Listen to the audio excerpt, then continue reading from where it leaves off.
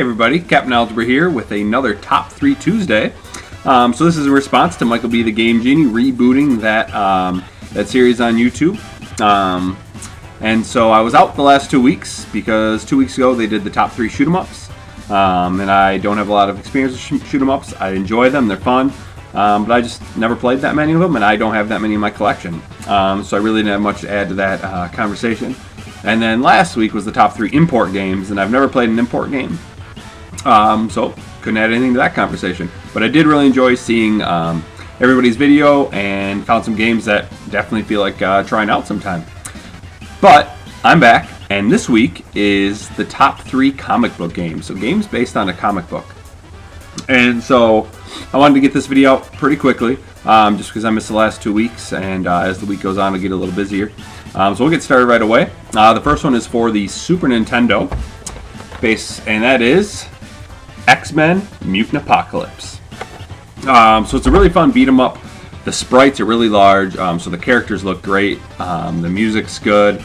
The sound effects are great when you're hitting people, or when you're shooting Cyclops beam, or you're throwing cards with Gambit, etc. So it's really cool. The one bad thing about this game is there's no co-op. And that's one of the things that makes beat 'em up games so much fun. You grab a friend and you just hook up a beat 'em up game, you just go through beating people up. It's a lot of fun. But other than that, it's still a very fun game. If you haven't tried it out, I really suggest you. I think personally it's one of the best X-Men games. Next is not actually based on a comic book, but you're in a comic book in the game. So I think that counts for this list. And that would be Comic Zone for the Sega Genesis. So Comic Zone is about a guy named Sketch who writes, or is a comic book artist, and he's writing a new one called Comic Zone. And when he's working on it late at night one time, lightning strikes, and the antagonist from his comic, Mortis, gets out of the comic book into the real world. And in order for his powers to work and to survive in the real world, he's got to kill Sketch. So he throws Sketch into the comic book, and Sketch has to fight his way out. So it's really cool. You're fighting your way through panels of a comic book. Each level is 2 pages, and you got to go through each panel at a time. Sometimes breaking through it. Sometimes you just hop across. And then as you go, you have to solve some puzzles. You got a rat that can help you. You got a knife. You can tear airplanes. You can tear paper out of the comic book, fold them into airplanes, and use them to attack enemies. And then as you're going, the enemies are actually drawn in most of the time by Mortis himself, so it's pretty cool. The text and dialogue is in speech bubbles, just like a regular comic book, so it's really cool. Kind of sucks about it is you take damage when you're attacking like barrels or gates and stuff like that. That kind of sucks, makes it kind of tough, but it's still a fun game nonetheless. It's still relatively cheap. It's only about $16 to $20 for a loose copy. So if you like beat 'em up games, highly suggest you check that one out. And then last, I could decide for my top game that's based on a comic book, so I chose 2. One is for the Sega Genesis, one is for the Super Nintendo, but they are both made by Konami. And that is Teenage Mutant Ninja Turtles, The Hyperstone Heist for Sega Genesis, and Teenage Mutant Ninja Turtles 4, Turtles in Time for the Super Nintendo. So these games are probably some of my favorite beat 'em up games ever.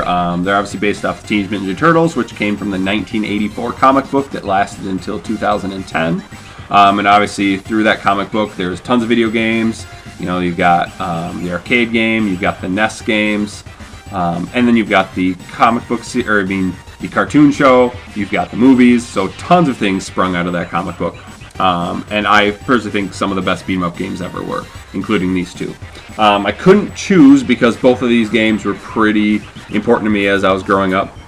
Hyperstone Heist was the one that I actually owned. This is still the copy I had. We were out shopping one day and I saw it as previously owned. It didn't have the manual, but had the box, so I picked it up. And I thoroughly enjoyed it. Graphics are good, sounds good. It's just a very fun beat 'em up.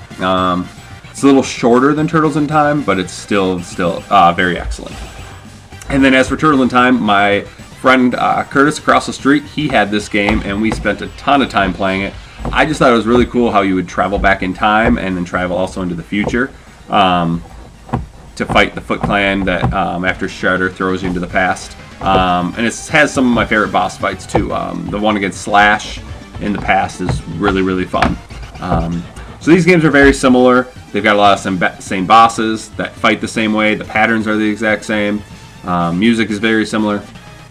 But I personally think Super Nintendo tended to have the better music and better graphics. So I do prefer Turtles in Time. But I really couldn't decide which one to put in the video. So they're like 1A and 1B. Both of them are getting pretty pricey. But if you get a chance, try them out. They are a lot of fun. So there you go. Those are my top 3 comic book games, or games based off a comic book. So I hope you enjoyed the video. I will link Michael B. the Game Genie's video in the description below. And if you haven't checked him out on Facebook, go on there. He's going to post all the videos that people do for a response. And you know, if you feel like it, you do a response as well. It's really fun. You get to know other members of the video game community on YouTube, and you get to watch some pretty cool videos. So until next time, this is Captain Algebra signing off.